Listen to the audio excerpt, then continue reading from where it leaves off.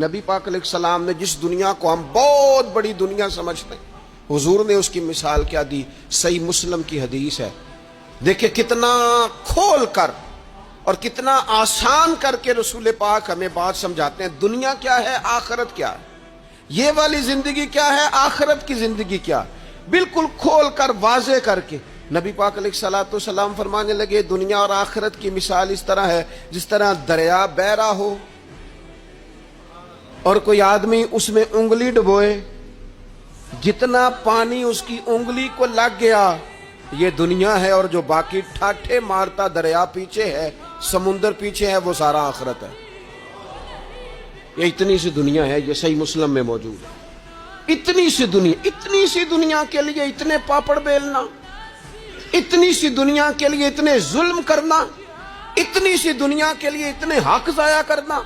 اتنی سی دنیا کے لیے اتنے لوگوں کے دل توڑنا، اتنے حقوق پہ ڈھاکہ ڈالنا، اتنا جبر کرنا، لوگوں کا مال کھانا،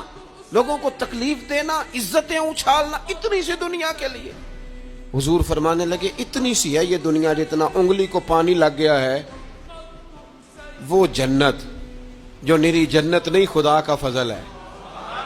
جو اللہ کی عطا ہے اپنے بندوں کے لیے۔ میرے کریم فرمانے لگے اس جنت میں وہ نعمتیں ہیں نہ کسی آنکھ نے دیکھی، نہ کسی کان نے سنی، نہ تمہارے دل پر کبھی خیال ہی گزرا ہوگا کہ ہمارا رب ہمیں یہ عطا فرمانے والا ہے۔